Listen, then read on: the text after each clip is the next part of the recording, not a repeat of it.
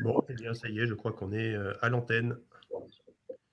Eh bien, on va démarrer, je pense. Il est 10h04. Il y a une trentaine de personnes de présentes.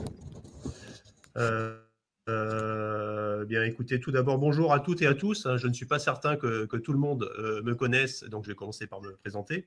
Donc, je suis Jean-Marc Perrol, je suis le chef du service commerce de la métropole. Je suis une nouvelle fois ravi de vous accueillir dans le cadre de cet atelier technique, un atelier technique commerce, artisanat de proximité, que nous avons souhaité vous proposer en partenariat avec la CCI Aix-Marseille-Provence. Donc, depuis début 2018, il s'agit du 5e atelier technique que nous organisons. Donc, rapidement, un petit historique. Le premier atelier, on a commencé en février 2018 au Pharo, avec des tables rondes traitant de la lutte contre la vacance commerciale, l'accompagnement, la professionnalisation. Un deuxième atelier en septembre 2018, toujours au Pharo, concernant différents thèmes comme la préemption commerciale, les contrats de revitalisation. Un troisième atelier à Aix sur les nouveaux comportements d'achat. Et le dernier atelier qu'on avait organisé en juillet 2019 à la Tour La Marseillaise, à Marseille, avec des échanges de bonnes pratiques métropolitaines, donc concernant l'implantation des commerces, l'animation commerciale et la professionnalisation des commerçants. Donc, un 5e atelier technique et un premier atelier digital qui va traiter de l'évolution du commerce et des comportements depuis 10 ans et qui nous éclaire sur les enjeux et surtout les défis de demain dans un contexte, comme vous le savez, hors norme, sans précédent et surtout des conséquences encore difficiles à évaluer sur les commerces physiques. Donc, je laisse désormais la parole à Maud Siwek de la CCI AMP pour vous présenter rapidement le menu et l'invité du jour. Donc bonjour à tous. Donc je me présente, je suis Maud Siwek de la Chambre de commerce et d'industrie métropolitaine Aix-Marseille-Provence et je suis en charge des questions d'urbanisme commercial et j'accompagne également les communes de la métropole qui nous sollicitent, dont certaines d'entre vous sont présentes aujourd'hui, dans la mise en place d'actions en faveur de la redynamisation de leur centre-ville. Donc cet atelier pour lequel vous êtes nombreux à vous être mobilisés, on a 62 inscrits donc à ce jour. Donc, montre l'importance de ce sujet pour les communes. Et donc, cet atelier s'inscrit dans le cadre d'une priorité forte pour la Chambre de commerce, à savoir la revitalisation des centres-villes et des noyaux villageois de la métropole.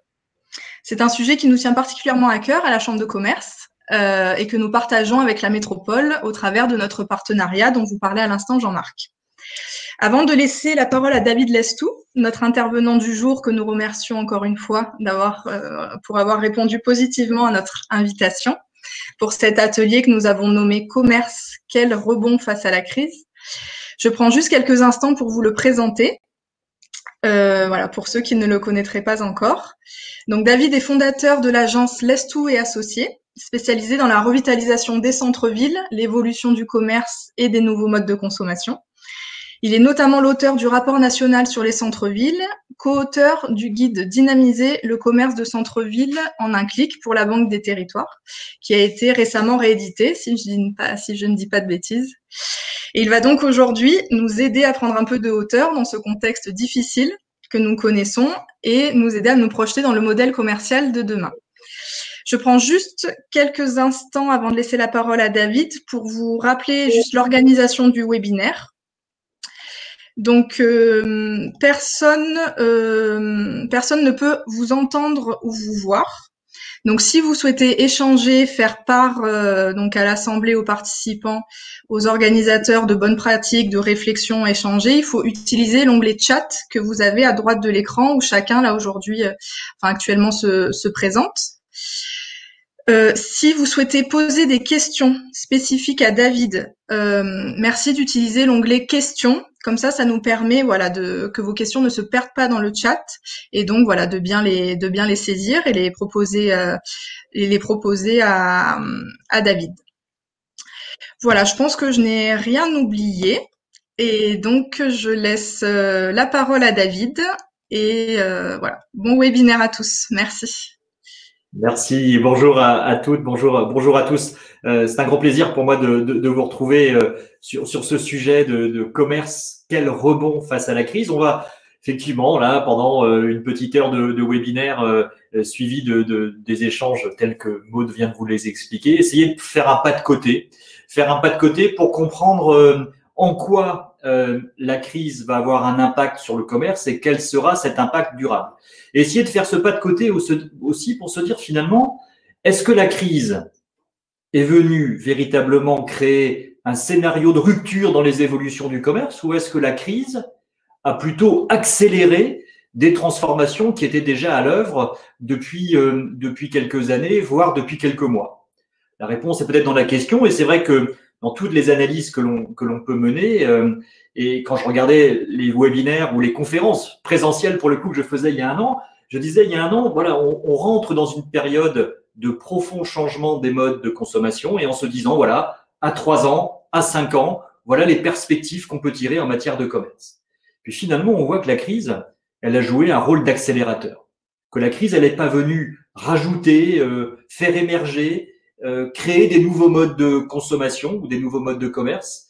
Elle est venue accélérer des transformations qui étaient déjà à l'œuvre depuis quelque temps. C'est-à-dire que cette crise sanitaire, allez, début en mars, premier confinement, 2-3 mois, deuxième confinement, 2 mois, et j'espère pas beaucoup plus, eh bien finalement, en 5 mois de confinement, la crise sanitaire a joué un rôle d'accélérateur dans les transformations qui équivaut à peu près à 3 à 5 ans de changement des modes de consommation. Et donc, c'est en cela que l'enjeu du rebond face à la crise va être extrêmement important. L'enjeu du rebond face à la crise qu'il va falloir prendre selon 2 sujets, et c'est comme ça qu'on va l'aborder dans ce webinaire. Déjà, pardonnez-moi, je n'ai pas appuyé sur la bonne touche pour changer mes slides, voilà. Déjà, se dire que lorsqu'on va parler de rebond face à la crise, on va juste faire un parallèle sportif. Alors moi, je suis un grand passionné de football, un grand supporter de l'OM depuis que je suis tout petit, mais j'aime aussi beaucoup le basket. Et dans le basket, il y a 2 stratégies pour gagner un match en basket. Il y a le rebond défensif, c'est-à-dire je récupère les ballons sous le panier, je protège. Et puis, il y a le rebond offensif sans lequel on ne gagne jamais le match.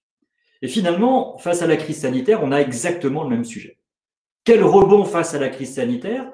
Eh bien, la question, ça va être de se dire, est-ce qu'on se limite à un rebond défensif ou est-ce qu'on active un rebond défensif? On active un rebond offensif. Le rebond défensif, c'est quoi le rebond défensif? C'est finalement toutes les aides aux entreprises, les décalages de charges, le PGE, tout ce qu'on met en place pour que les entreprises passent cette période extrêmement difficile. Donc, le rebond défensif, il est nécessaire. Sans rebond défensif, on n'ira pas plus loin. Mais ce rebond défensif, il sera clairement insuffisant. Parce que si on ne fait qu'un rebond défensif, on n'aura pas saisi les grandes transformations qui étaient déjà à l'œuvre depuis quelque temps. Donc, il va falloir, lorsqu'on est une collectivité, une chambre de commerce, bien jouer sur les 2 volets, le rebond défensif et le rebond offensif. Moi, je crois que le rebond défensif, c'est-à-dire les aides, les remboursements de charges décalés, les allègements de charges éventuellement, c'est essentiellement le rôle de l'État. Parce que si la collectivité s'engage trop offensivement sur le rebond défensif, à un moment, il y aura aussi une pénurie de ressources pour la collectivité territoriale. Et je pense que région-État, on est plutôt sur le rebond défensif, on consolide, on aide les entreprises à passer ce gap difficile. Et puis, le rebond offensif, ben moi, je pense que c'est là vraiment le rôle d'une collectivité, d'une métropole, d'une ville, d'une chambre de commerce. C'est d'être capable d'accompagner les commerçants dans ces grandes transitions qui, crise ou pas crise, ces grandes transitions, elles auraient été à l'œuvre quand même.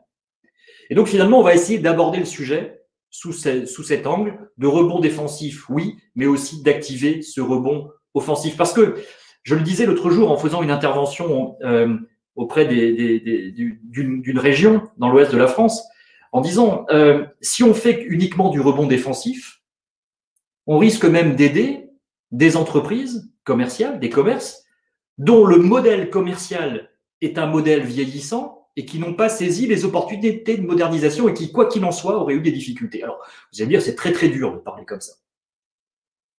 Mais il faut aussi regarder les choses quelquefois telles qu'elles sont et qu'il ne faudrait pas laisser penser qu'avec des aides, on va sauver tout le monde. On ne pourra pas sauver tout le monde si on n'active pas on va dire, des leviers d'innovation qui sont essentiels pour saisir vraiment les opportunités, parce qu'il y a de formidables opportunités aussi, les opportunités de changement de modèle qui a été accéléré par la crise. Alors, pour bien comprendre finalement comment activer le rebond offensif, eh bien, on va essayer de regarder justement quelles sont les transformations du commerce qui sont à l'œuvre. Celles qui seront à l'œuvre demain, c'est-à-dire on va essayer de répondre dans un second temps, ça sera quoi le commerce de demain dans les centres-villes, dans les zones commerciales aussi, c'est des questions qui sont posées, mais on restera quand même sur les cœurs de ville, les cœurs de village. Mais dans un premier temps, on va prendre le temps de regarder comment bien le commerce a évolué depuis une dizaine d'années sur les territoires. J'ai intitulé cette première partie 2010-2020, 10 ans de chamboulement. Et je devrais même dire 2010, février 2020, 10 ans de chamboulement, parce que crise ou pas crise, des chamboulements considérables étaient à l'œuvre depuis une dizaine d'années. Cette partie-là, je ne l'ai pas bâtie sur des éléments de théorie. L'agence que je dirige travaille en France, et pas seulement, aussi sur quelques villes à l'étranger, pour accompagner les collectivités dans la réorganisation d'un centre-ville, dans le développement d'un centre-ville, dans la mobilisation des commerçants sur des nouveaux sujets, et dans la transformation aussi de zones commerciales de périphérie. Et donc, on va essayer d'aborder ce sujet de ces 10 ans de chamboulement en regardant quelques indicateurs. Déjà, premier indicateur qui me semble important pour comprendre les évolutions, il n'y a pas très longtemps, je menais aussi une étude sur la métropole et les données, les datas qu'on récupérait n'étaient pas très loin de la situation que je vais vous décrire et que vous avez commencé à décrire aussi dans l'élaboration de votre schéma d'urbanisme commercial. Le premier phénomène que j'ai indiqué pour comprendre ces 10 ans de changement, c'est ce que j'ai appelé le décrochage quantitatif. Ici, vous avez sous les yeux une carte, une courbe, des courbes plus exactement, qui sont issues d'une étude que l'on a menée pour le ministère et pour la Fédération des SCOT au niveau national. On a pris les mètres carrés commerciaux en France en 2008 et on les a mis sur un indice 100. Et puis on a regardé comment sur 10 ans, ces mètres carrés commerciaux avaient-ils évolué. Eh bien, en 10 ans, en France, on est passé d'un indicateur 100 à un indicateur 126, c'est-à-dire que les mètres carrés commerciaux en France sur 10 ans ont augmenté de 26%. Progression record. On n'avait jamais, sur une décennie, produit autant de mètres carrés commerciaux en France que sur la dernière décennie. Même dans les 30 Glorieuses, même lorsqu'il y a eu l'explosion dans les années 70 des supermarchés et des hypermarchés, eh bien, on n'a pas connu une telle croissance. Et ce qui est d'autant plus problématique dans cette croissance, c'est que si les mètres carrés ont fait du plus 26%, la croissance de population, elle a fait quoi? En moyenne, plus 2,6. Donc, c'est-à-dire que les mètres carrés commerciaux ont augmenté 10 fois plus vite que la population. Sacré challenge.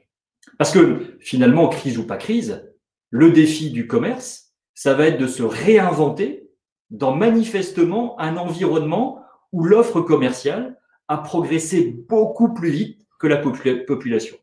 Alors, si dans le même temps encore, nous avions eu le pouvoir d'achat qui avait connu, comme dans les années 70, une explosion, ça aurait pu amortir le choc. Mais on voit très bien qu'avec cette décorrélation des deux courbes et de population et de croissance des mètres carrés, on arrive dans un système commercial où effectivement, on va devoir réinventer le commerce pour s'adapter à une offre qui est de plus en plus importante.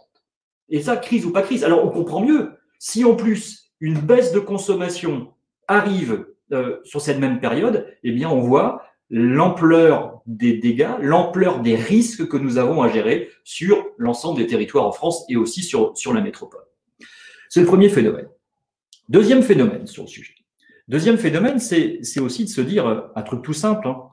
Vous êtes consommatrice, consommateur.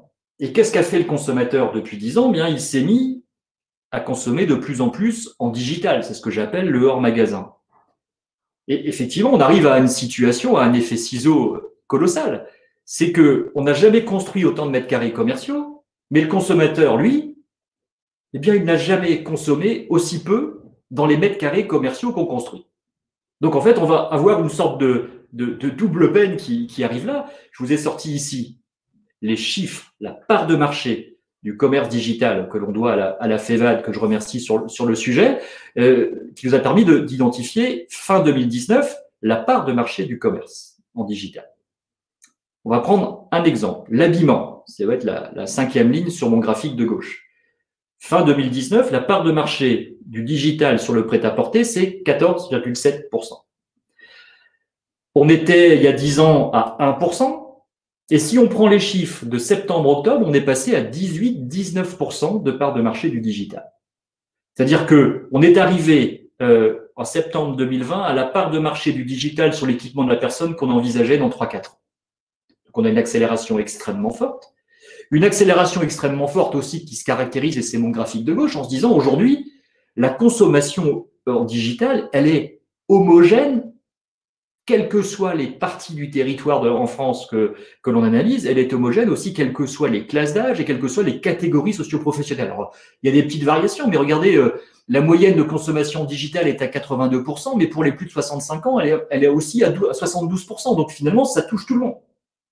Alors, ça va re-questionner un sujet, c'est-à-dire comment le commerce territorial va résister au commerce digital et comment le commerce territorial va pouvoir aussi profiter, on en parlera tout à l'heure, du commerce digital pour se développer. On parlera des marketplaces, est-ce que c'est une bonne ou une moins bonne idée. Mais ça, crise sanitaire ou pas crise sanitaire, cet enjeu du digital, il était extrêmement pressant. Donc on a vraiment là beaucoup de surface, des propositions marchandes qui se développent avec le digital, et bien tout ça, ça fragilise. Et aujourd'hui, d'ailleurs, on le voit bien. Qui sont les plus fragilisés par la croissance du digital? Alors, est-ce que c'est le commerce de centre-ville ou de centre-bourg? Oui et non, mais il y a les zones commerciales, les galeries marchandes. On voit bien les enseignes qui, les unes après les autres aussi, ont des projets de fermeture en prêt-à-porter, en équipement de la maison. Et aujourd'hui, on a donc un marché qui est extrêmement chahuté par rapport à cela. C'est le second phénomène. Troisième phénomène qu'il va falloir aussi qu'on intègre dans la réflexion, c'est que là où on avait un monde binaire pendant une trentaine d'années, centre-ville versus périphérie, aujourd'hui, on a un jeu de billard à 3 bandes. Centre-ville, périphérie, digital. Et puis, ce qui explose aussi depuis quelques années, voire quelques mois, c'est ce que j'appelle, moi, les marchés bis. Les marchés parallèles. Mais dans les marchés parallèles, je vous rassure, rien que du très légal ici. Dans les marchés bis, c'est la vente de biens d'occasion entre particuliers. 44% des Européens, selon le dernier Observatoire 7LM, 49% des Français ont, au cours de l'année passée, acheté des biens d'occasion. Alors, avec différentes motivations. Soit j'achète des biens d'occasion parce que je n'ai pas les moyens de faire autrement, ou soit j'achète des biens d'occasion parce que par choix sur la réutilisation de produits, sur une consommation plus responsable, je fais ce choix de me tourner vers des marchés bis. Sauf que ça pèse de plus en plus lourd. Et que les recycleries, les ressourceries, suivant comment on les appelle, le Bon Coin, Vinted, qui est le site qui explose le plus en France. On parle beaucoup d'Amazon, mais la croissance de chiffre d'affaires la plus importante sur un site présent en France, un site web, c'est bien Vinted qui permet de revendre des fringues d'occasion. Donc on voit là aussi que d'un jeu de billard à 3 bandes, on passe à un modèle où finalement le hors-magasin vient se glisser là-dedans. Et puis, dans le hors-magasin, il y a aussi l'échange de services entre particuliers. Peut-être que demain, dans un lotissement, dans une zone pavillonnaire, j'aurai peut-être plus qu'une seule tondeuse entre trois particuliers. Donc, on va être aussi dans une économie de l'usage, une économie du prêt, qui va venir automatiquement bousculer l'économie marchande que l'on connaît depuis finalement les années 70. Donc là, on est très clairement dans un changement de modèle. C'est-à-dire que le modèle commercial hérité des 30 Glorieuses, eh bien, il explose complètement. Et là encore, ces données-là que je prends, je les prenais déjà avant la crise pour dire attention, ça va changer. Alors, vous imaginez bien, et vous vous en rendez bien compte, que la crise a joué un rôle d'accélérateur par rapport à ça. Autre élément que je n'ai pas là sur le slide, mais je crois que c'est important qu'on en parle, sur les marchés bis. Bon, il y a les ventes d'occasion, il y a le prêt d'objets entre particuliers, mais dans les marchés bis, il y a un sujet, je pense qu'il va falloir aussi bien regarder lorsqu'on travaille sur les cœurs de village, c'est aussi l'explosion qu'il y a de la vente directe du producteur au consommateur. Dernièrement, sur un territoire, là, où on se rendait compte que finalement, sur un territoire métropolitain, on analysait l'avenir des centres-bourgs, bien que sur ces communes qui étaient dotées d'un centre-bourg, il y avait aujourd'hui plus de producteurs alimentaires qui faisaient de la vente directe que de commerçants alimentaires dans les centres. C'est ce que j'appelle un marché bis aussi. Alors, il y a une forte demande sociétale et il faut l'accompagner, mais on voit bien aussi que c'est d'autres circuits de distribution.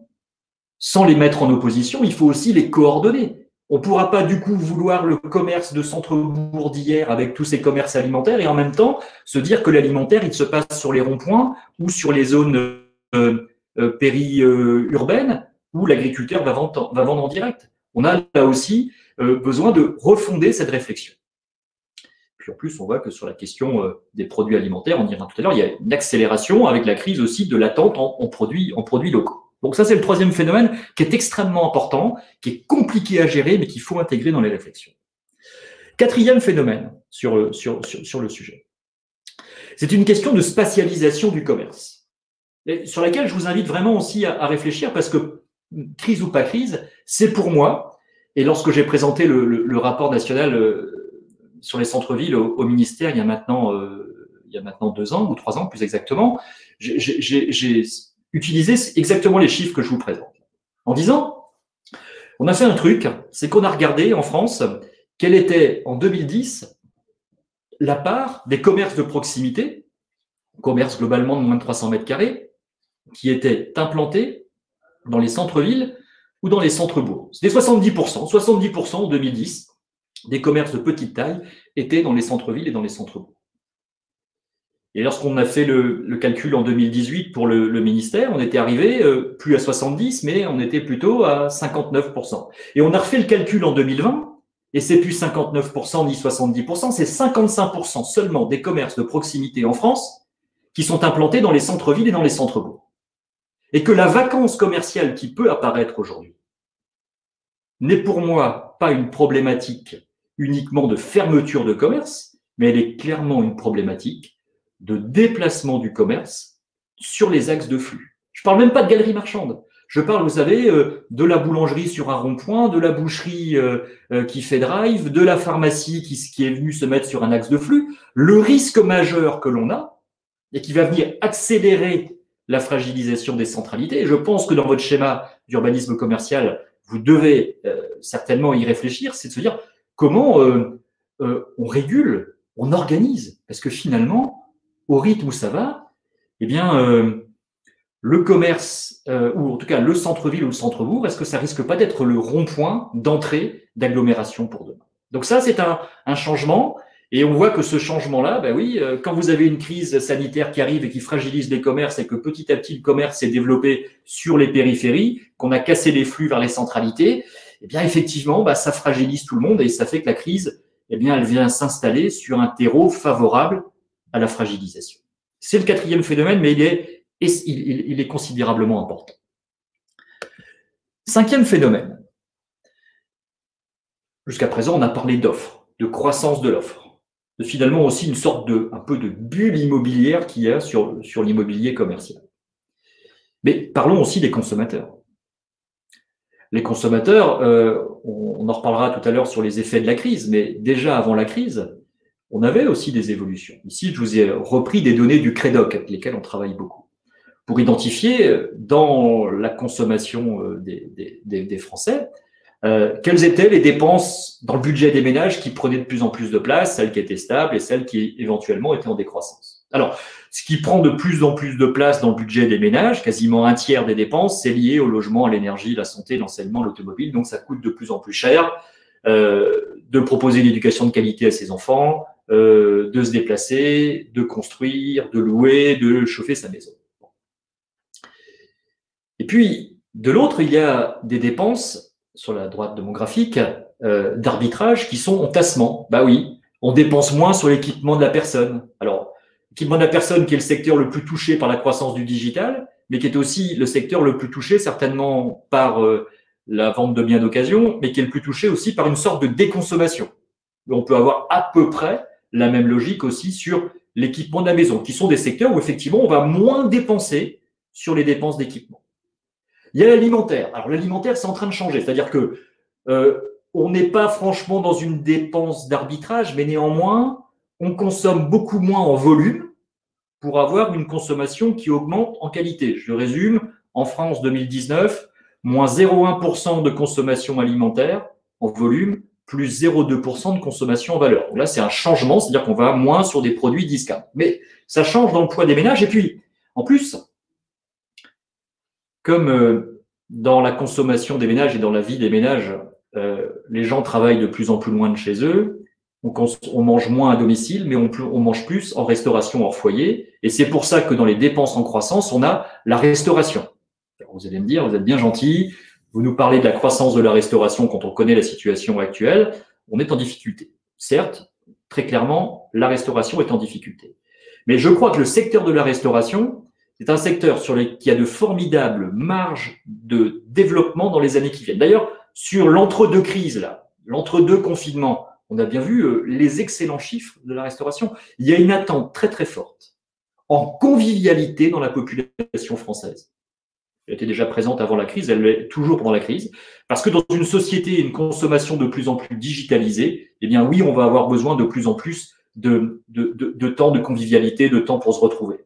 D'ailleurs, quand vous regardez tous les grands pôles commerciaux, sont en train de réactiver des food halls, des food markets, des choses où effectivement on va recréer de la convivialité. Donc ça, c'est un vrai changement. Il y a un autre secteur qui augmente aussi beaucoup dans la consommation des ménages, c'est le secteur des loisirs. Restauration, loisirs, c'est deux secteurs qui, entre 2017, 2018, 2019 et début 2020, faisaient des progressions de chiffre d'affaires dans les dépenses des ménages de plus de 10% chaque année. Et il y a toutes les chances que ça reprenne sur l'après-crise. Donc la question de la restauration, dans le rebond offensif, c'est vraiment un sujet.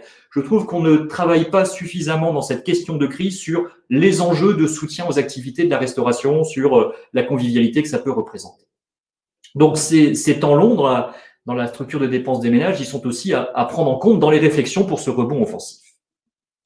Donc on a parlé de digital, on a parlé d'occasion, on a parlé des changements de consommation, on a parlé des nouvelles implantations du commerce, et puis dans la nouvelle structure des dépenses des ménages, eh bien, essayons de regarder maintenant ce que la crise a changé. Alors là, il y a des choses aussi intéressantes. Donc, on s'appuie sur les dépenses en baisse, en croissance ou en stabilité selon les secteurs. Puis ce que l'on a fait, nous, sur le mois de juillet, c'est que l'on a fait une grande enquête, on a travaillé beaucoup d'analyses sociologiques pour essayer de comprendre finalement quels étaient les segments de population, de consommateurs qui allaient finalement émerger, se réorganiser dans un contexte d'après-crise. Alors, on a finalement trois segments qu'on a fait émerger. Un premier segment, c'est les compulsifs.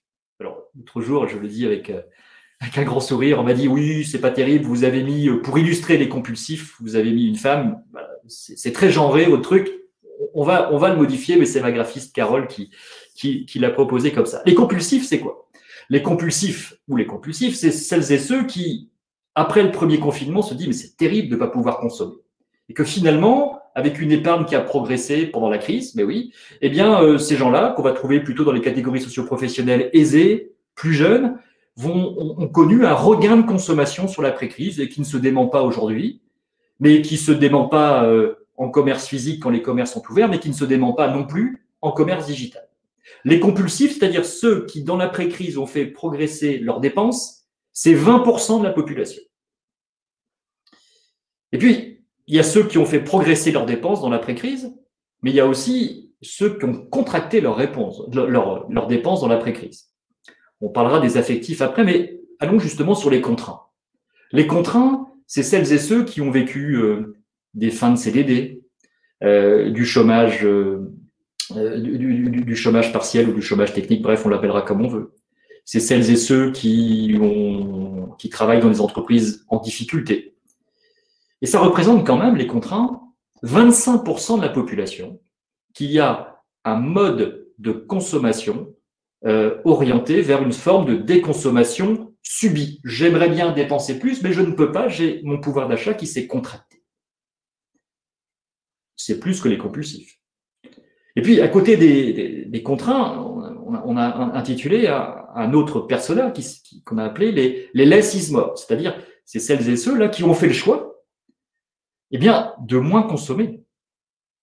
En se disant, mais finalement, j'étais heureux en consommant moins pendant le premier confinement. Et que je peux moins consommer et tout aussi heureux. Et qui vont faire le choix, plutôt, de se recentrer sur du produit responsable, de se recentrer finalement sur une consommation plus éthique.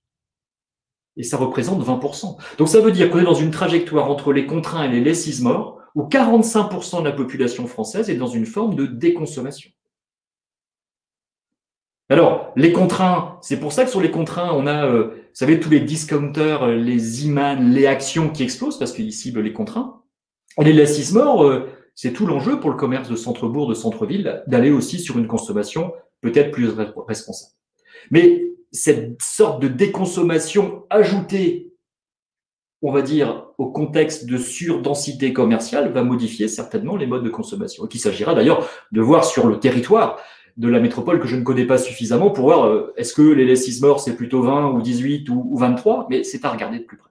On a aussi les solidaires. Les solidaires, c'est celles et ceux qui ont stabilisé leur consommation, mais qui privilégient par solidarité avec le commerce local ou les agriculteurs locaux une consommation hyper locale. C'est 15% de la population. C'est ceux qui vont aller naturellement sur les démarches collectives d'achat, de bons d'achat pour soutenir le commerce de proximité. C'est être les utilisateurs prioritaires des plateformes de vente en ligne par solidarité, etc. Et puis on a les affectifs. C'est ceux qui souffrent beaucoup dans cette période actuelle. Beaucoup, en tout cas, non plus extrêmement fragilisés. Mais les affectifs, c'est ceux qui ont plutôt eu, en après-crise, une consommation réorientée vers du produit gourmand, vers de la convivialité, vers du bar, vers du restaurant. Et on a bien vu, j'étais à Aix pendant l'été, dans les rues de Aix, le nombre d'affectifs qu'il pouvait y avoir en journée et en soirée. C'est à peu près 20% de la population. Mais on voit que tout ça change et que les moyens, les leviers pour les adresser, ces différentes cibles, vont être différents. Et qu'on a des gens qui sont là, qui veulent consommer plus, et il y a des gens qui ne peuvent pas consommer plus. Donc, il va falloir adapter aussi les stratégies par rapport à ça et repenser l'organisation de nos linéaires commerciaux sur ces sujets. Donc, c'était ce 5e phénomène-là que j'ai abordé sous 2 angles sur, finalement, la nouvelle structure des dépenses des ménages. Et puis, 6e phénomène, qui était aussi à l'œuvre là depuis une petite dizaine d'années. C'est une problématique majeure pour moi du commerce de centre-ville et de centre-bourg. On a fait une étude super compliquée l'an dernier. On a pris un agenda, vous savez, un agenda semainier, là, on a les 7 jours de la semaine. Et puis avec un stabilo jaune, on a stabiloté, si vous me permettez l'expression, les périodes d'ouverture des commerces. Assez facile à faire. Et puis avec un stabilo rose, c'est vous dire si l'étude était compliquée, on est venu sur cette même page de semainier indiquer les périodes pendant lesquelles les actifs étaient disponibles pour consommer. Et là, ce n'est pas une grande surprise, mais c'est intéressant de le voir mis noir sur blanc. C'est qu'on a remarqué quand même que le commerce de territoire, qu'il soit en périphérie ou en centre-ville, n'était ouvert que, 30% du temps disponible des consommateurs pour consommer. Et si on recentre uniquement sur les centres-villes et les centres-bourgs, c'est 22% du temps des actifs pour consommer qui correspond aux horaires d'ouverture des commerces. Quel secteur d'activité peut avoir des relais de croissance en étant ouvert que 1/4 du temps des clients disponibles pour consommer? Ça ne peut pas tenir. Alors, ça a tenu pendant très longtemps. Pourquoi? Parce que finalement, avant qu'il y ait le digital, c'est le consommateur qui faisait l'effort de s'adapter aux horaires d'ouverture du commerçant. Avec le digital, quand on voit les courbes de consommation du digital, les pics de consommation, c'est aux alentours de 22 heures. C'est le dimanche. Alors, sur le plan de campagne, vous avez la caractéristique d'avoir un pôle qui est ouvert le dimanche. Mais ça veut dire aussi qu'il va falloir qu'on repense tout ça. Je ne suis pas en train de dire qu'il faut que le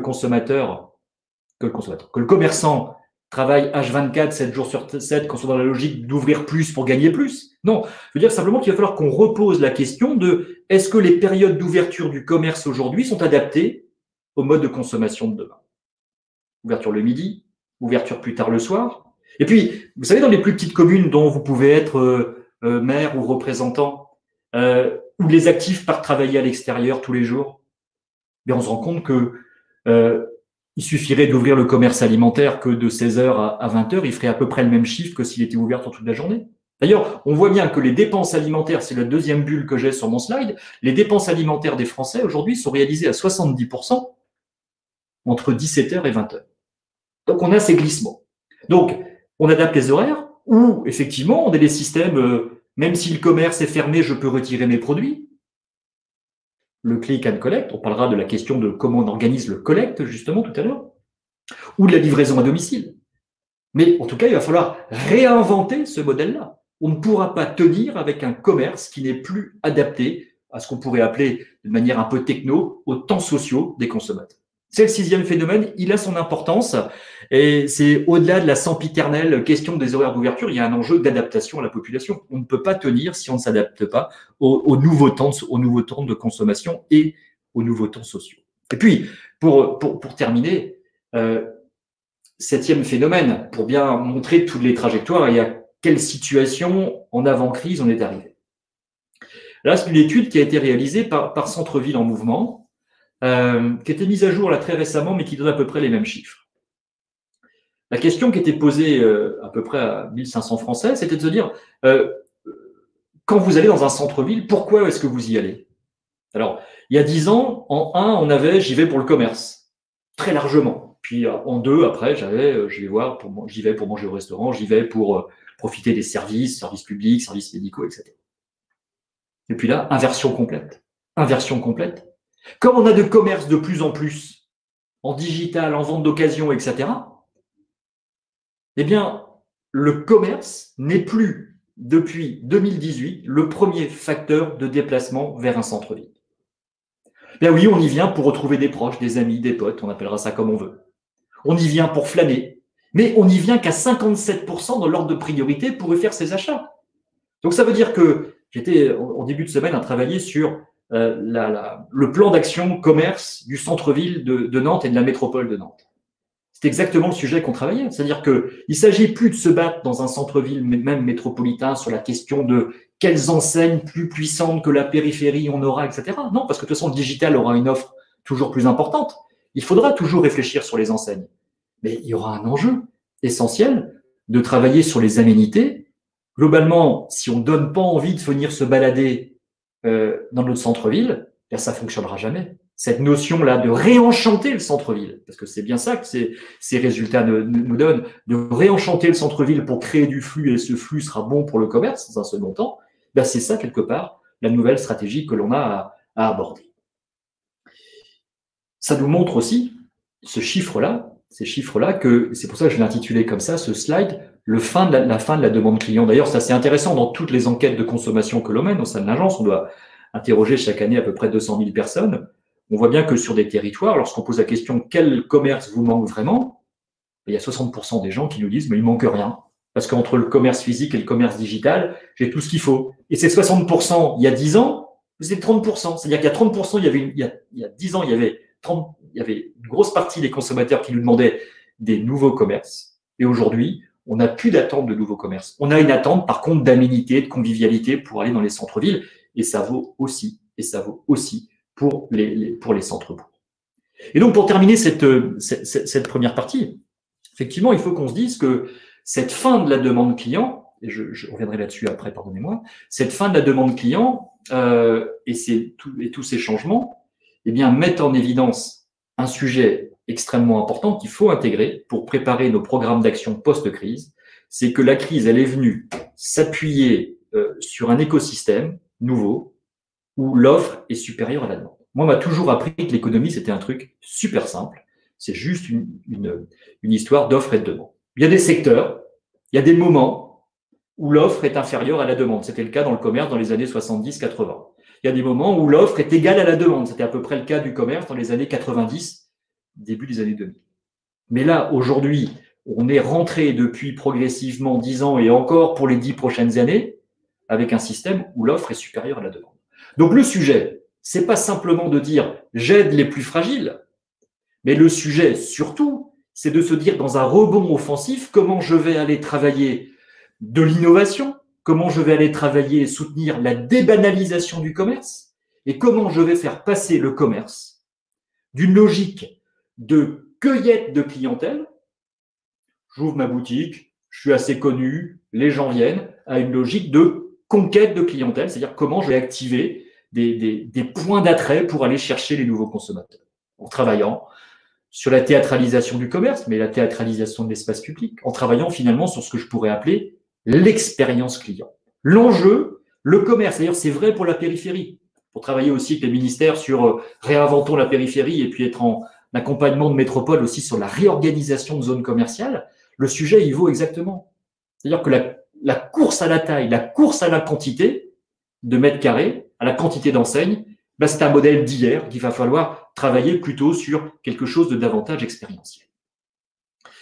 Donc, ça pose plein de questions. Et ça montre bien, finalement, que le commerce de demain, il va radicalement changer et qu'il va y avoir pour nous, pour vous, et le nous englobe vous et nous, des réflexions nouvelles pour intervenir sur les linéaires commerciaux.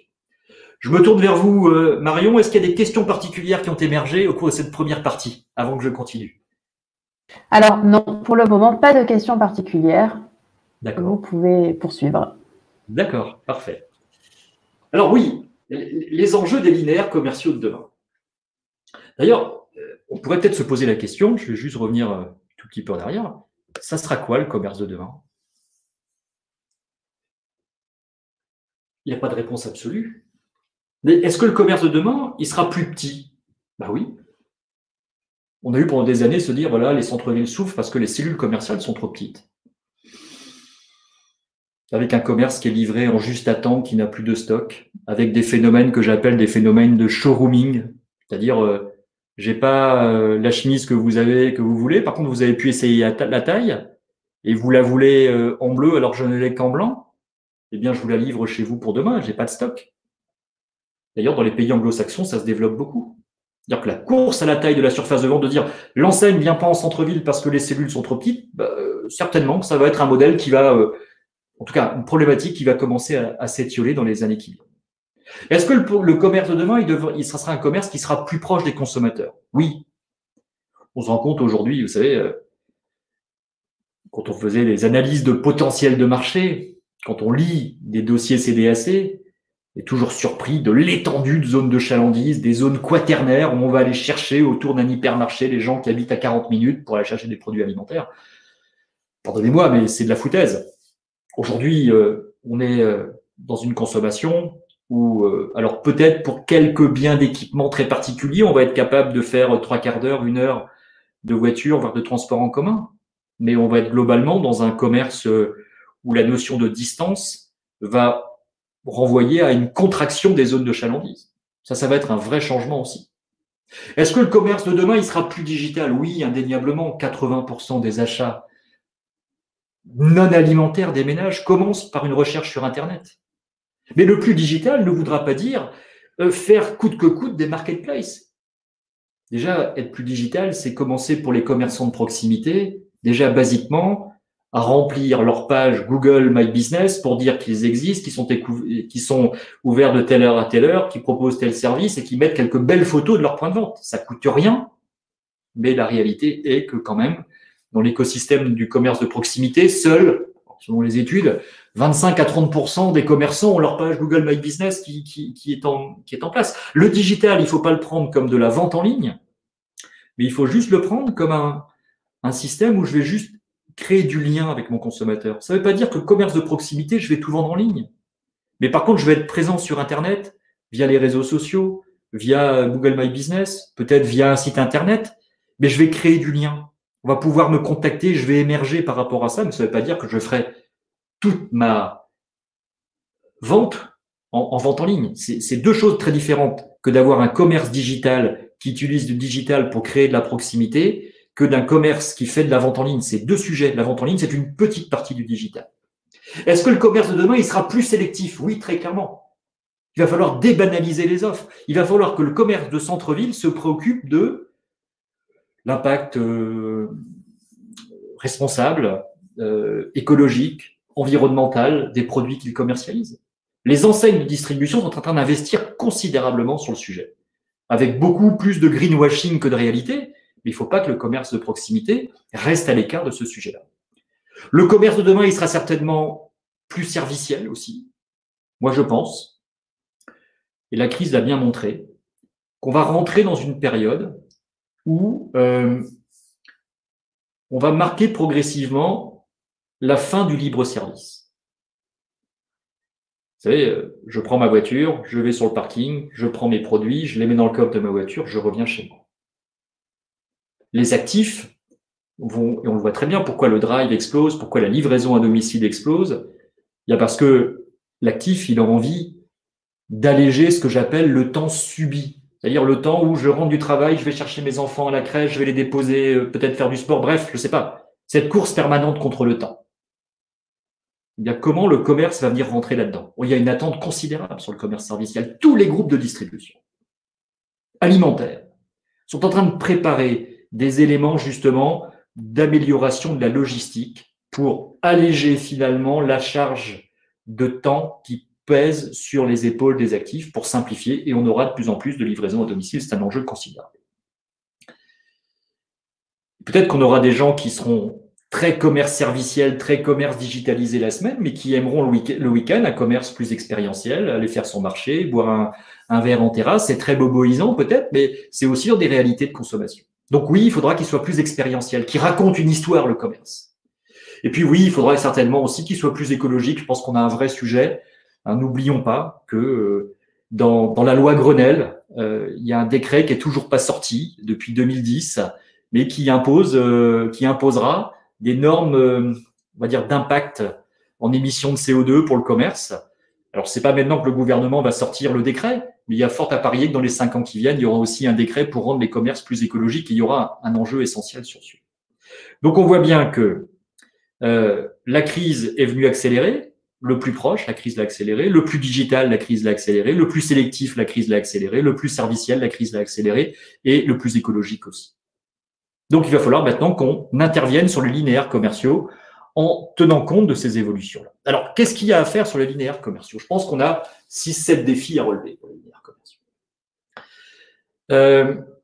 Le commerce de demain, on voit bien offre supérieure à la demande, qu'on aura certainement besoin de moins de commerce demain dans les centres-villes, voire pas beaucoup plus, voire le même nombre.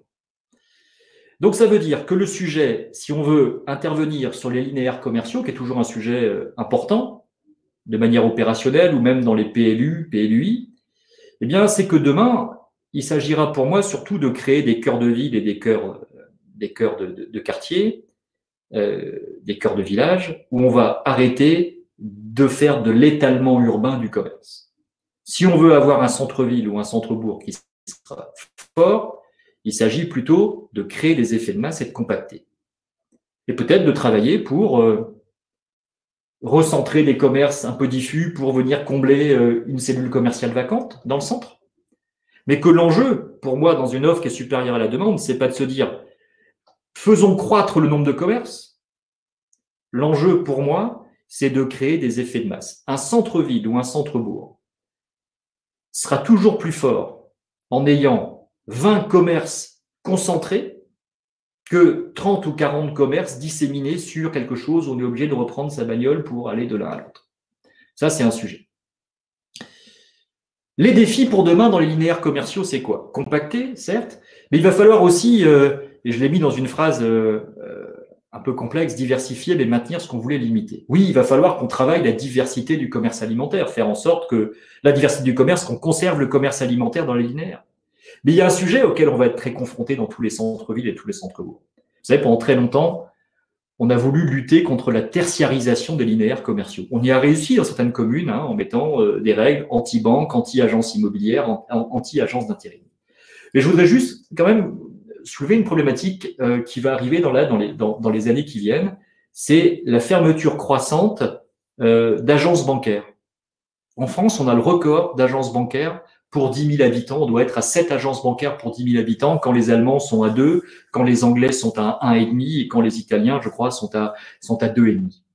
Donc tous les groupes bancaires, Société Générale, etc., pas les banques mutualistes, mais les banques intégrées, ont engagé une réduction aussi des agences bancaires. Donc ça, il va falloir l'intégrer. Et je pense qu'il va y avoir un enjeu dans la restructuration des centres-villes par rapport à ce nouveau modèle qui arrive, bien intégrer aussi la question de comment on bosse avec les banques qui sont des propriétaires extrêmement importants des linéaires commerciaux dans les centres-villes. Il va falloir aussi sur les linéaires commerciaux qu'on restructure les linéaires pour hybrider.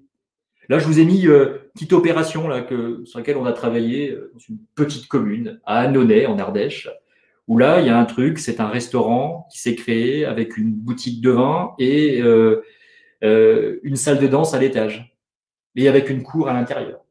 On travaille actuellement là sur un concept qui est en centre-ville, boutique de prêt-à-porter et restaurant. Je crois que le commerce de demain, si on veut qu'il soit expérientiel, il va falloir aussi qu'on casse les codes. D'ailleurs, le commerce, il sera plus géré demain par le code APE, mais il va être géré par l'expérience qu'on va proposer. Et là, peut-être que ça vaudra le coup de fusionner 2 cellules commerciales. Vous voyez, on travaille actuellement sur la ville de Vichy. À Vichy, on avait des enseignes de distribution de franchise qui voulaient s'implanter dans un centre-ville en alimentaire, Comtesse du Barry, Léonidas, etc. Puis elles s'étaient rendu compte finalement que c'était trop coûteux, chacune d'entre elles, d'ouvrir boutique. Elles ont ouvert une boutique partagée. Et donc, on va falloir qu'on hybride le commerce comme ça demain, qu'il va falloir qu'on le traite différemment, parce que c'est ça encore qui nous permettra toujours d'aller créer cet effet de masse extrêmement important. Et sur les linéaires commerciaux, quels sont les défis complémentaires que l'on aura à traiter? Et ça, c'est très clairement un sujet. Peut-être qu'à l'échelle de la métropole, vous allez réfléchir comme l'État l'encourage ou comme la Caisse des dépôts l'encourage, de créer des foncières. En disant, voilà, la foncière va permettre de combler la vacance commerciale dans les centres-villes. Mais je pense que le rôle d'une foncière demain, et ça, c'est un vrai changement de cap lié à la crise, ça ne sera pas de racheter des murs commerciaux. Le rôle d'une foncière demain, ce ne sera pas de racheter des murs commerciaux vacants, voulais-je dire, mais ça sera de racheter des murs commerciaux occupés pour que des commerces stratégiques de centre-ville ou de centre-bourg, touchés par la crise, n'arrivant plus à payer un loyer élevé, puissent continuer à vivre parce que la collectivité va racheter les murs pour stabiliser les locomotives alimentaires. Là, j'ai une mission en cours actuellement où on réoriente justement le job d'une foncière sur ces sujets-là. C'est-à-dire que pour moi, avec le contexte post-crise, le sujet, ça ne sera pas de remplir des cellules commerciales vacantes, mais ça sera avant tout de consolider des activités qui en valent la peine, parce qu'elles ont un vrai modèle, parce qu'elles ont une vraie innovation, mais de consolider des locomotives fragilisées. C'est vrai en non-alimentaire, comme c'est vrai aussi en alimentaire.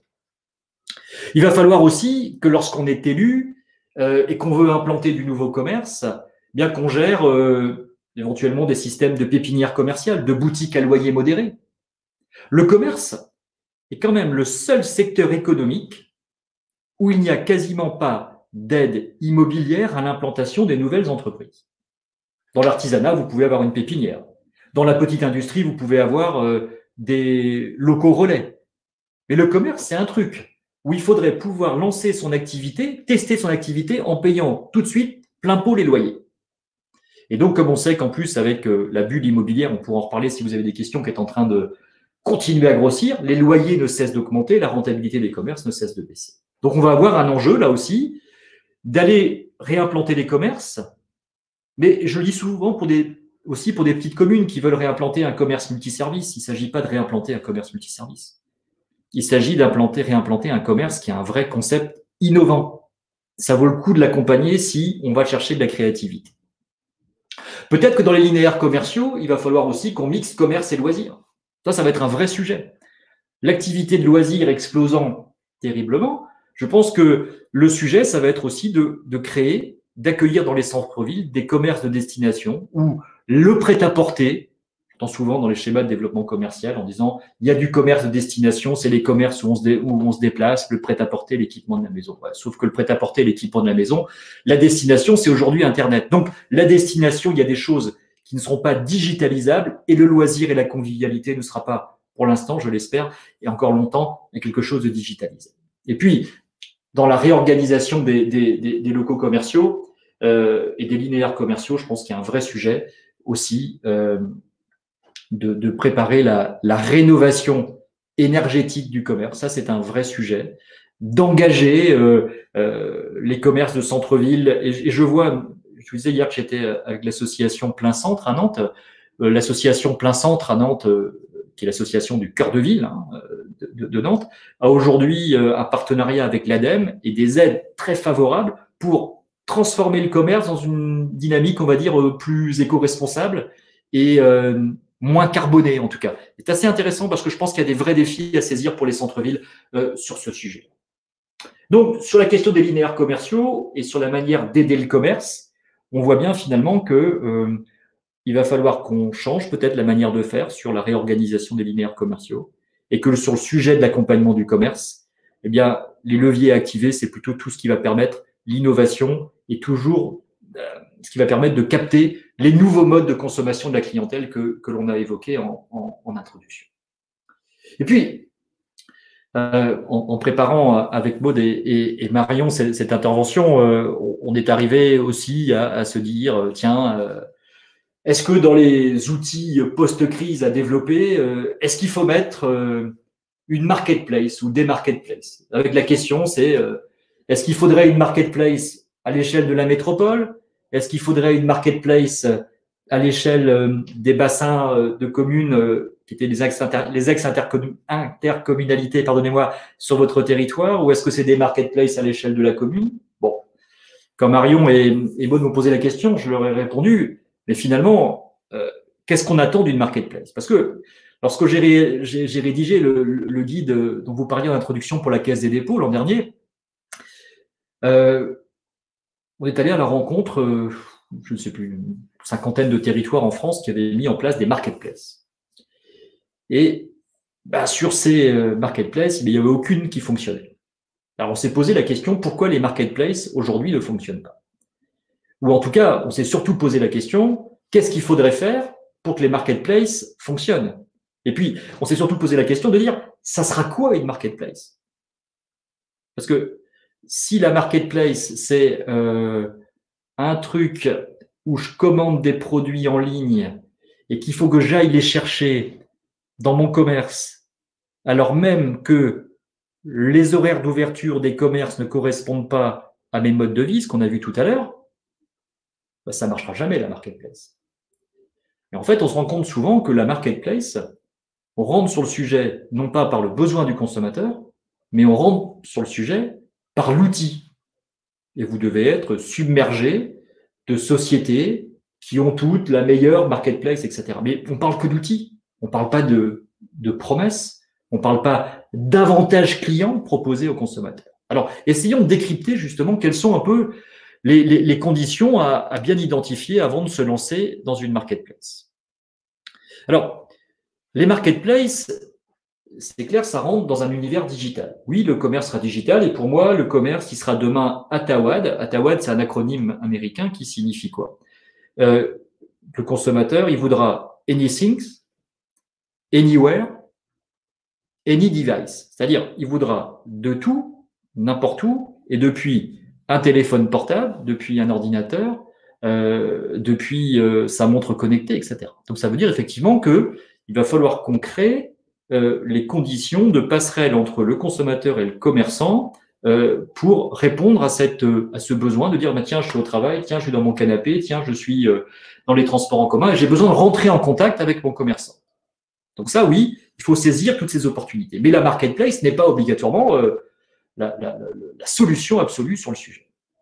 Et avant de mettre en place d'ailleurs une marketplace, il faut bien se poser les bonnes questions. Je vais juste passer ces slides-là et j'y reviendrai tout à l'heure.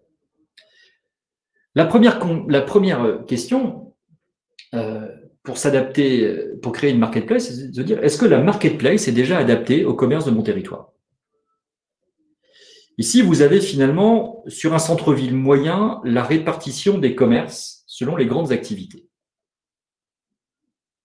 Donc, on a 11% de commerce alimentaire, 23% de cafés, restaurants, culture, loisirs, etc. Mais essayons de regarder auprès de quel type de commerce une marketplace peut être utile. Je rappelle, une marketplace, ça veut dire pour que ça marche, il faut que j'ai la capacité à mettre mes produits en photo et que pour chaque produit, je sois capable de gérer mes stocks en direct. Est-ce qu'un boulanger ou un boucher dans l'alimentaire est capable de rentrer dans ces prérequis d'une marketplace? Non. J'ai jamais vu un boucher qui était capable de gérer à l'instant T le nombre de steaks qui lui reste.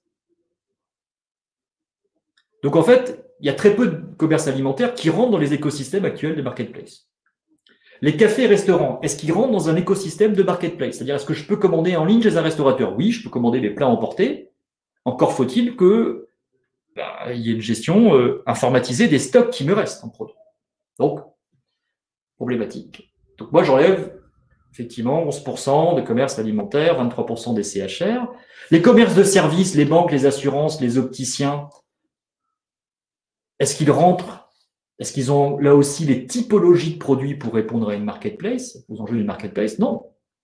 Et que finalement, à force d'enlever comme ça, on se rend compte que la marketplace, elle répond pleinement à des gens qui sont super informatisés, qui ont en tout cas une gestion des stocks bien au carré.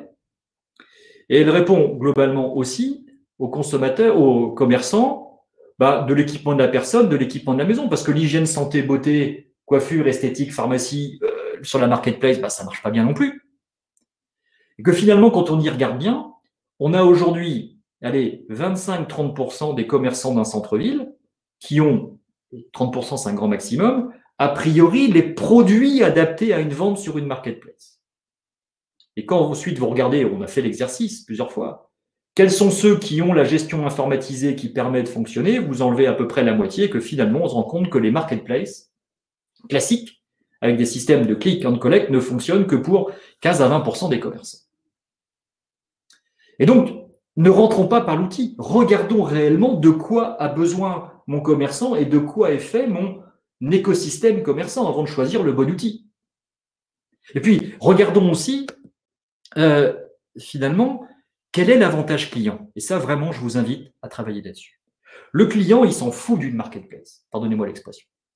Le client, lui, ce qui va l'intéresser, c'est « Ok, je commande en ligne, mais c'est quoi le mode de livraison ?» Parce que comme je vous le disais tout à l'heure, si je dois aller chercher mes produits dans le commerce dont les horaires ne correspondent pas à mon mode de vie, la marketplace, elle sert strictement à rien. Je vous ai mis ici une photo là d'une ville sur laquelle on a travaillé, où il y a un service de livraison à domicile qui s'est mis en place et qui fonctionne jusqu'à tard le soir, qui fonctionne le week-end et qui est capable aussi de fonctionner y compris le dimanche. Est-ce que c'est un système de click and collect où je vais permettre, même si les commerces sont fermés, sur la place du village, dans la gare, de retirer les produits que j'ai commandés chez mon commerce de proximité? Est-ce que je vais avoir des systèmes de conciergerie? Mais est-ce que je vais avoir des systèmes de livraison personnalisés, comme je viens de vous le dire? Donc, le sujet sur une marketplace, c'est pas de travailler sur l'outil, c'est de se dire, une fois que le client a commandé, comment j'amène le produit jusqu'à lui en fonction de ses modes de vie. Le sujet, c'est ça. Et donc, déplaçons le sujet sur la vraie question de la logistique. Travailler sur une marketplace sans avoir travaillé et imaginé quelle pourrait être la logistique derrière, ça ne marchera pas. Et finalement, c'est super simple de monter une marketplace. Ce qui est plus compliqué, c'est de gérer la logistique. Donc, commençons par la question de la logistique parce que le commerce de demain, ça sera uniquement une question de logistique. D'ailleurs, Amazon, est-ce qu'Amazon, c'est un pro du commerce ou un pro de la logistique? Amazon est un pro de la logistique. On ne commanderait jamais chez Amazon s'il fallait aller chercher son produit dans une plateforme Amazon qui est ouverte uniquement de 9h à 18h. Ça ne marcherait pas. Amazon, ça marche parce que vous avez les points relais, la livraison à domicile, bref, des casiers. D'ailleurs, il y a à peu près tout. Et leur avantage client, il est là. L'avantage client, ce n'est pas simplement la vente en ligne, c'est la souplesse de la livraison. Donc, l'avantage client, et puis après de se dire que on parle souvent de click and collect. Ouais, mais c'est un truc parmi d'autres. On l'a testé là sur une agglomération où ça marche très très bien, l'agglomération de Béthune. Et on est très très au nord, hein, on est chez les Ch'tis. Et l'agglomération de Béthune, on a mis un truc en place avec une société là qui a un système intéressant. On a commencé d'abord à mettre du click and collect. Ils avaient commencé sur le click and collect, ça ne marchait pas. Puis finalement, on a développé le call and collect. C'est-à-dire, je peux appeler mon boucher, mon restaurateur, tiens, est-ce qu'il te reste de la paille là? Ok, tu m'en mets 2 parts de côté, très bien. Je t'envoie un SMS tout de suite quand je suis commerçant vers le consommateur. Tu cliques sur le SMS et tu me payes directement en ligne. Voilà du call and collect qui peut fonctionner. À condition d'avoir géré la collecte. Il y a le click and delivery. Je clique, mais effectivement, je me fais livrer à domicile. J'ai le call and delivery. J'appelle et je me fais livrer. Et donc, C'est ça qu'il va falloir travailler, c'est le mix. Comment je travaille sur le mix? Et je pense que pour moi, si on veut avoir un commerce de proximité qui capitalise, qui tire profit de ses fondamentaux, de ses points forts, le point fort, c'est la relation personnelle. Il ne s'agit pas de digitaliser toute l'offre d'un commerce où finalement on n'a plus de contact avec le commerçant. Moi, je privilégie plutôt le call and collect. J'appelle, je paye sur la plateforme, ça résout plein de problèmes. Et puis, je vais chercher, peut-être dans des casiers, je me le fais livrer. Donc, toutes les questions de logistique qu'on a évoquées tout à l'heure. Donc, ne partons pas, si vous me permettez l'expression, bille en tête sur du clic, parce que ça peut ne pas correspondre du tout à l'écosystème des commerçants. Et puis, si on veut qu'une plateforme fonctionne, et je terminerai par là, si on veut qu'une plateforme fonctionne, il va falloir qu'on soit en capacité aussi, et c'est un gros point faible, d'animer cette plateforme. Si la plateforme que je crée, achetée à Marseille, vit dans son coin et que j'ai pas un community manager qui vient pousser la plateforme en communiquant sur Insta, en communiquant sur Facebook, en communiquant sur Twitter, ben j'aurai finalement une plateforme qui va vivre sur elle-même. Et le consommateur, il ne pensera pas à aller sur la plateforme. Donc, on a un enjeu de renforcer l'empreinte numérique. Si je prends l'exemple de Béthune encore, si cette plateforme fonctionne formidablement bien, c'est parce qu'il y a une community manager qui est dédiée à la plateforme, qui va chez les commerçants, saisir, prendre en photo les nouveautés pour animer, en disant voilà, nouveau produit, je balance sur Insta, disponible sur la plateforme. Et c'est ça l'enjeu. C'est que l'enjeu, il va falloir l'animer, la plateforme. Côté logistique, on l'a vu, mais il va falloir l'animer côté écosystème digital aussi. Et ça reposera la question de quelle structure pour porter. Les associations de commerçants, on pourra en reparler dans vos questions, éventuellement, ne sont pas obligatoirement le bon outil pour porter ce genre de choses. Peut-être qu'il faudra avoir des offices du commerce, un peu comme les offices de tourisme, qui sont un peu plus costauds, qui sont un peu plus robustes sur ces sujets. Donc oui, il y a un formidable défi du commerce digital. Allons-y étape par étape, mais allons-y aussi en regardant quelle valeur ajoutée on va apporter aux consommateurs. Et c'est cette question de logistique et de maillage dans les réseaux sociaux. Alors, pour conclure cette intervention, quel pourra être le rebond durable face à la crise qu'on pourra activer? Le commerce d'hier, c'était quoi? C'était qualité de produit, l'accueil, du stationnement et de l'animation, et mon centre-ville et mon centre-bourg fonctionnaient. Aujourd'hui, oui, il faut toujours de la qualité de produit. Oui, il faut toujours de l'accueil. Mais être accueillant, c'est pas franchement différenciant aujourd'hui. Il faudra toujours du stationnement, et encore, c'est le sujet du stationnement. Moi, j'ai jamais vu un commerce de centre-ville qui fonctionnait en n'étant pas attractif, mais en ayant beaucoup de places de stationnement. Ça marche pas. Donc, mettons pas au premier lieu le stationnement. Il en faut, c'est des basiques, mais cet acronyme CASA, c'est le commerce d'hier. C'est les fondamentaux. Mais sur ces fondamentaux qui constituent toujours un socle, il va falloir effectivement faire le tri entre les bonnes et mauvaises propositions, et donc d'avoir un autre acronyme, qui est l'acronyme TRI, effectivement, le centre-ville de demain. Il faudra qu'il soit théâtralisé, ou centre-bourg. Il faudra qu'il soit responsable. Il faudra qu'il soit interactif. Je ne parle pas de digital, vous voyez, c'est interactif, c'est-à-dire je peux trouver facilement le numéro de téléphone de mon commerçant, c'est pas évident d'ailleurs, tiens. Je peux facilement lui envoyer un mail, c'est pas évident non plus de lui envoyer un mail. Je peux lui communiquer via une messagerie sur Facebook. Bref, l'interaction, c'est ça. C'est-à-dire comment je crée du lien, et c'est pas seulement la marketplace. Et puis, bien évidemment, le sujet de la logistique, le sujet du service, le sujet d'être servicier. Donc, passer de CASA à TRI, ça, c'est un élément important. Et puis, ne pas oublier, et je terminerai par ça, que le centre-ville de demain, et ça, c'est une matrice que j'ai créée dans le premier bouquin que j'ai écrit en 2016, et qui est vraiment fondamental, c'est de se dire que le commerce aussi de demain dans un centre-ville ou dans un centre-bourg ne fonctionnera que si dans ce centre-ville et ce centre-bourg, on a des habitants. Ça paraît idiot de le dire, mais aujourd'hui, dans les centres-villes, dans les centres-bourgs français, on a plus de logements vacants que de commerces vacants, et que le commerce est vacant essentiellement parce que le commerce de proximité n'a plus suffisamment d'habitants à proximité ou plus suffisamment de pouvoir d'achat à proximité. Donc, le rôle de la collectivité, c'est d'agir sur le commerce, tel qu'on vient de le voir pendant tout ce webinaire, mais c'est de travailler sur la fonction habitat, c'est de travailler sur la fonction service, Il y a un moment, il va falloir arrêter de raisonner en silo en se disant, tiens, par exemple, les services publics, on les met un peu en dehors de la ville. Tiens, la maison médicale, on va la mettre sur le rond-point, c'est plus pratique quand même. Mais non, parce qu'en faisant ça, on enlève du centre tous les flux qui permettent au commerce de fonctionner. En particulier sur le médical, c'est considérable le travail qu'il y a à faire. Donc, il faut que pour qu'un commerce de centre-ville fonctionne, qu'il y ait une fonction habitat qui fonctionne, il faut qu'il y ait une fonction service qui fonctionne, il faut qu'il y ait une fonction identité qui fonctionne, c'est-à-dire qu'on ait envie de venir se balader, que ce ne soit pas uniquement un espace public fait de stationnement, mais un espace public qui cultive un lien affectif. Et puis, il faut aussi qu'il y ait une fonction économique. Et pour avoir travaillé il y a quelque temps, 4 ans, je crois, sur le centre-ville de Marseille, typiquement, on s'est rendu compte qu'on avait énormément d'actifs dont les bureaux avaient glissé un peu en dehors du centre-ville et que finalement, pour qu'un centre-ville fonctionne aussi, il faut qu'il y ait des actifs qui viennent bosser pour que les restaurants du midi puissent fonctionner. Et que le sujet pour demain, c'est d'innover en termes de commerce, mais de travailler lorsqu'on est collectivité sur ces 4 fonctions qui constituent ce que j'appellerais, moi, les facteurs de commercialité. Donc voilà ce que je voulais partager avec vous dans ce webinaire sur quel rebond activer. Et vous l'avez compris, cette transformation du commerce, il ne faut pas la regarder simplement sous l'angle de la crise, mais il faut bien la regarder sous l'angle des grandes transformations de consommation et grandes transformations sociétales. J'étais un petit peu long peut-être, je n'avais pas vu l'heure qui tournait autant, j'espère ne pas vous avoir assommé l'information. Je ne pense pas.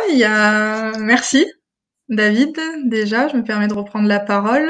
Nous n'avons pas de questions pour le moment, mais on va peut-être laisser 1 ou 2 minutes le temps à chacun peut-être d'en poser s'il le souhaite. Oui, j'en vois qui vont arriver. J'en vois une, voilà. Vous la voyez. Ne faut-il pas commencer par un moratoire? Demande Éric Donzel, qui est élu à la ville de Pélissane, sur le pays à proximité de la ville de Salon de Provence. D'accord. Oui, effectivement, vous avez raison. Je crois qu'il y a un enjeu un peu de stabiliser tout ça, parce que en plus, on le voit bien. Les mètres carrés commerciaux qui se créent aujourd'hui en France ne le sont plus par des commerçants, mais le sont par des promoteurs immobiliers. C'est en cela qu'on a une bulle immobilière. C'est-à-dire qu'on a du commerce déterritorialisé. Ce sont les promoteurs qui font le commerce. Alors pourquoi? Parce que c'est super rentable de faire du commerce, parce que ce sont des baux commerciaux sur 9 ans, et qu'il y a un truc fiscal qu'on ne connaît pas, c'est que si je suis promoteur de commerce et que j'ai de la vacance commerciale, qu'importe, cette vacance commerciale va me générer de la défiscalisation. Donc effectivement, je pense qu'il y a un gros enjeu de maîtriser ce qui se passe quand même en termes de construction.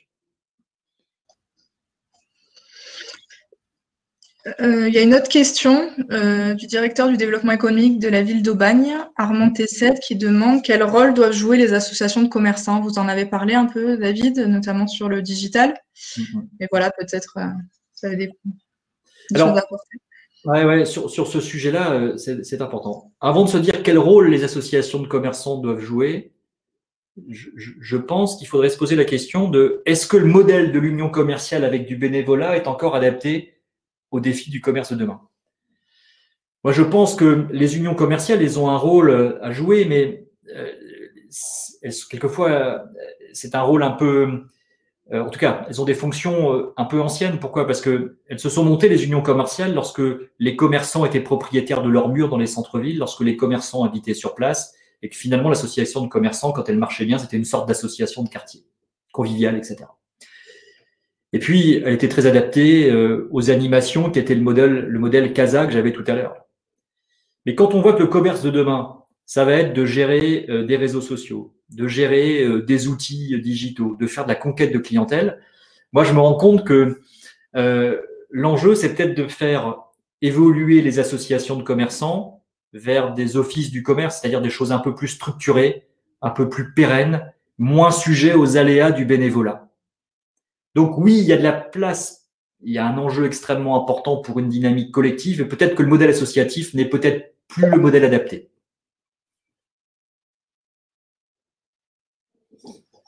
Il y a une autre question de Grégory Boucher sur les offices du commerce, vous en parliez.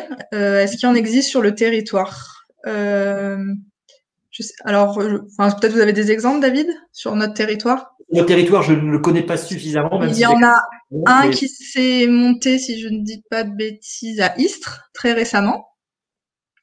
Ou en France, voilà. Peut-être vous avez des exemples au-delà de notre territoire. Mais en tout cas, sur notre territoire, j'ai en tête celui de la ville d'Istres qui démarre. Peut-être Jean-Marc aussi. Voilà, je vous laisse tous les deux apporter une réponse. Sur le ailleurs en France, oui. C'est les premiers offices, d'ailleurs, ont vraiment démarré, les plus fortes anciennetés se sont développées en région Aquitaine, Nouvelle-Aquitaine. Maintenant, il y a beaucoup de villes. Je pense à Dax, je pense à Mont-de-Marsan, je pense à Biarritz, qui sont très très bien dotés d'offices du commerce. À Pau aussi, qui est un excellent office du commerce, lequel on a travaillé. La région Rhône-Alpes, lorsqu'elle s'appelait Rhône-Alpes, a beaucoup développé aussi des initiatives d'office du commerce. Donc oui, il y a des exemples en France. C'est vrai que dans votre région, j'en ai pas vu beaucoup. Et puis effectivement, je vois Salim, oui, en France, à Nancy, effectivement, vous avez raison de le rappeler, il fonctionne très très bien, celui de Nancy. Ça vaut vraiment le coup d'aller voir comment ça marche.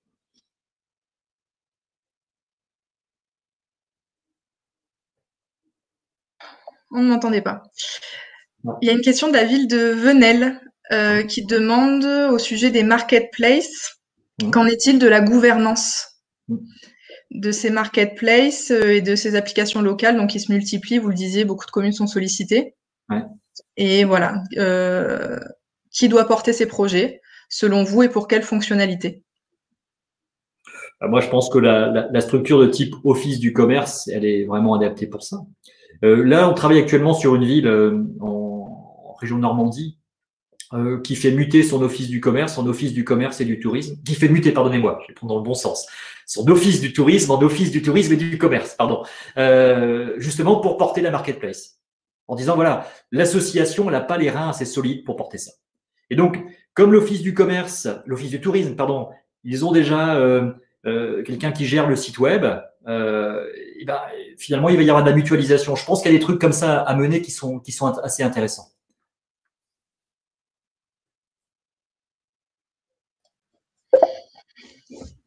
Merci. Est-ce qu'il y a d'autres questions? Toujours, Venelle nous demande si, sur la métropole, qui a la compétence pour créer un office? J'imagine, enfin, je vous laisse répondre, mais j'imagine que par commune, ça peut s'organiser. Je sais pas, Jean-Marc, David. Ouais, je vais peut-être plus laisser Jean-Marc sur la question parce que je ne connais pas votre organisation sur la politique locale du commerce. Ouais, excusez-moi, il y a juste la fin que je n'ai pas entendue. La ville de Venelle demande qui possède la compétence sur le territoire pour créer un office du commerce. J'imagine que la compétence est communale. Enfin, oui, mais mon sens, voilà. c'est plutôt communal. Après, à vérifier, mais à mon sens, c'est communal. Après, en tout cas, je sais pas, Jean-Marc, mais aujourd'hui, il n'y a pas de réflexion peut-être plus macro sur notre territoire. Sur ces sujets-là, non. C'est pas d'actualité. Alors. Il y a des questions qui s'affichent là. Oui, parce qu'on jongle entre les deux. Laurence Ortega de la Métropole nous demande si les foncières doivent-elles se consacrer sur des actifs permettant le retour d'enseignes locomotives en centre-ville, ou bien élargir leur action sur les services, y compris médicaux, etc. Je dirais les deux, Laurence. Les enseignes locomotives, avant de se dire on va en faire revenir, il faut vérifier si les potentiels sont présents. Et là, je travaille sur une ville actuellement, il y avait une volonté d'une foncière de faire revenir les locomotives, mais il y a eu une telle duplication de ces locomotives vers la périphérie, finalement, que le marché n'existe plus. Je pense que c'est pas l'un ou l'autre, je pense que c'est les deux sujets. Et je crois, et vous avez raison dans votre question de le soulever, c'est que la foncière, il ne faut pas que ce soit une foncière commerce pour qu'elle marche. Il faut qu'elle puisse intervenir sur le commerce, mais qu'elle puisse intervenir sur ce que j'ai appelé tout à l'heure les facteurs de commercialité, ce qui va permettre au commerce de s'implanter. Parce que la problématique là-dessus, c'est que je trouve, et je le disais encore à l'État dernièrement, dans le plan Action Cœur de Ville, on a essayé de travailler en transversalité, habitat, commerce, etc. Et là, sur le coup des foncières, ils repartent en silo. C'est-à-dire qu'on va travailler sur le silo commerce, mais acheter des locaux commerciaux, ça sert à rien si les fondamentaux pour que le commerce s'y implante ne sont pas présents. Donc oui, il faut élargir. Donc ça rejoint la question d'après de Monsieur Losilla. Je pense sur l'hybridation, hein, la complémentarité entre le commerce et le bureau, notamment à centre-ville. Et voilà, ça rejoint peut-être ce que vous disiez sur voilà, que c'est nécessaire même peut-être. C'est essentiel, c'est essentiel. C'est-à-dire que le centre-ville ne fonctionnera que s'il est multifonctionnel. Et finalement, ce qui se passe depuis 10 ans, c'est 20 ans peut-être, c'est qu'on aimerait que le commerce de centre-ville fonctionne alors qu'on enlève du centre-ville petit à petit tout ce qui génère des flux pour le commerce. C'est terrible, puisque on a périphérisé l'habitat, on a périphérisé les services, on a périphérisé les bureaux, on a périphérisé, pardonnez-moi, les services médicaux, et après on se dit que c'est bizarre, le commerce marche plus. Vous voyez, je pense qu'il y a un vrai sujet là-dessus. Donc je vois dans l'onglet chat encore une dernière question de Salim Rogaï du pays de Martigues qui nous parle de mutualisation pour répondre aux problématiques de financement des actions, qui est un vrai sujet sur notre territoire et j'imagine ailleurs en France. Peut-être voilà, vous avez des exemples ou à nous communiquer. Oui, je crois que la mutualisation est un sujet important. Mutualisation entre les communes, parce qu'il y a des développements qui peuvent être communs sur telle et telle chose. Mutualisation sur des foncières, oui, entre différents territoires. Les offices aussi qu'on évoquait tout à l'heure. Moi, j'ai des offices dans lesquels on a la caisse des dépôts qui est rentrée dans l'office. On a comment dirais-je, des offices dans lesquels on a des enseignes ou des promoteurs qui sont rentrés dans l'office aussi pour vraiment travailler sur quelque chose de collectif. Oui, il y a de la mutualisation publique, mais il y a de la mutualisation aussi publique-privée, à mon avis, qui peut être faite. Pardon. Est-ce qu'il y a d'autres questions? Peut-être celle de oui. Marion, je te laisse. Donc, en charge des questions de commerce pour la ville de Septem-les-Vallons, qui nous indique tout d'abord qu'ils sont en train de monter une marketplace donc en régie communale. Et elle posait la question du rôle des établissements publics fonciers dans ces sujets-là, effectivement, à la fois, j'imagine, foncières et sur les linéaires commerciaux. Oui, je crois que c'est important de travailler avec les EPF, puisqu'on a bien vu que la question du centre-ville, que ce soit sur le commerce, l'habitat, les services ou le médical, bref, c'est d'être capable d'être en stratégie de renouvellement urbain, c'est-à-dire d'arrêter l'étalement de la ville, mais de réimplanter des équipements dans le cœur de ville, qu'ils soient commerciaux ou pas commerciaux. Mais pour réimplanter les équipements dans le cœur de ville, il y a la question du foncier qui se pose. Effectivement, naturellement, il n'y a pas comme ça des milliers de mètres carrés disponibles dans les cœurs de ville. Donc, il y a la question de l'anticipation foncière, du portage foncier. Et moi, sur toutes les stratégies de centre-ville que je pilote un peu partout en France, eh bien, c'est déjà de monter un référentiel foncier, se dire où demain je vais pouvoir densifier, où demain je vais pouvoir réimplanter. Parce qu'on est très, très surpris lorsqu'on fait un référentiel foncier de voir que dans un centre-ville, on a quelquefois l'équivalent de 5 ans de consommation foncière de la commune qui est dans le centre-ville disponible en renouvellement urbain. Et puis, ça solutionne des questions de déplacement derrière aussi.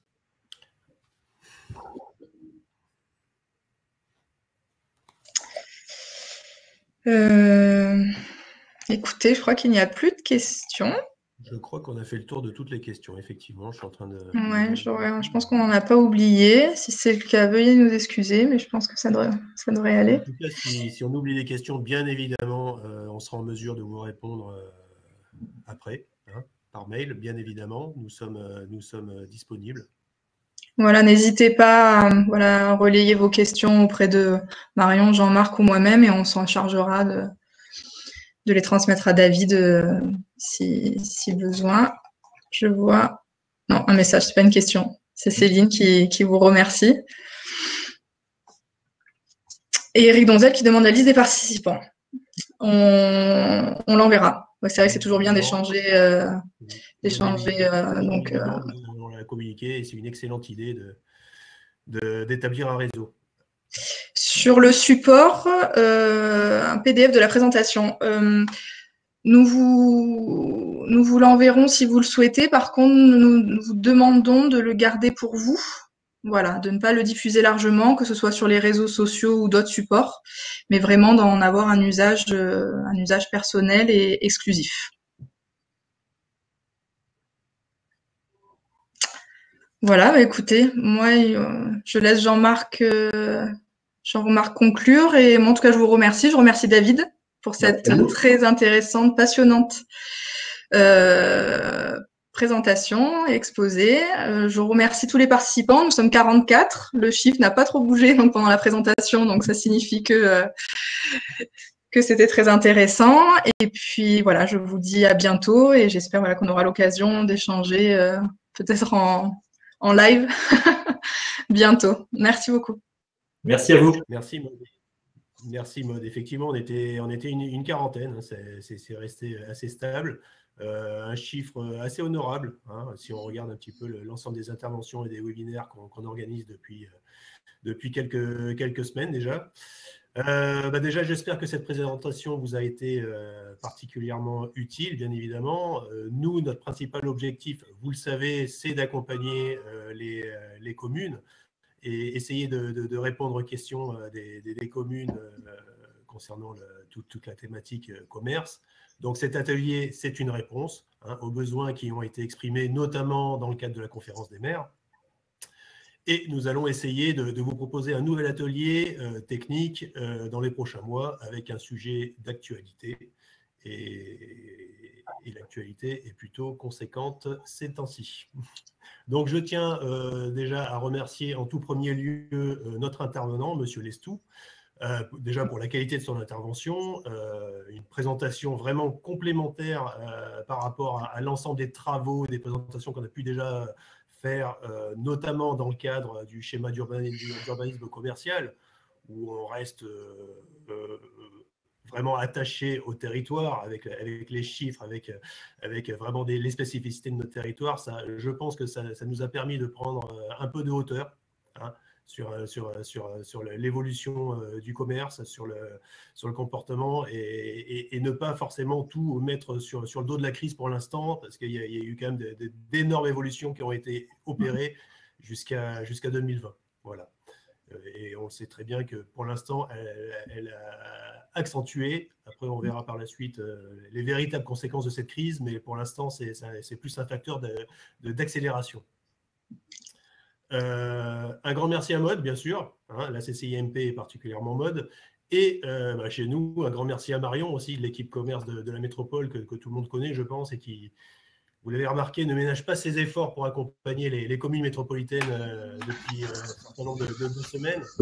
Donc, l'équipe commerce de la métropole est bien évidemment à votre disposition pour répondre à vos questions, hein, que cela soit dans le cadre des actions qu'on a mises en œuvre depuis plusieurs années, hein, notamment l'action pour redynamiser les commerces des centres-villes auprès de nombreux centres-villes, ou tout autre sujet lié à l'actualité concernant les aides ou même les actions qui ont pu être mises en place sur le territoire pour aider les commerces. Voilà, donc nous vous souhaitons une agréable journée et on vous dit à très bientôt. Merci à tous. Merci à vous. À bientôt. Merci, au revoir. Au revoir.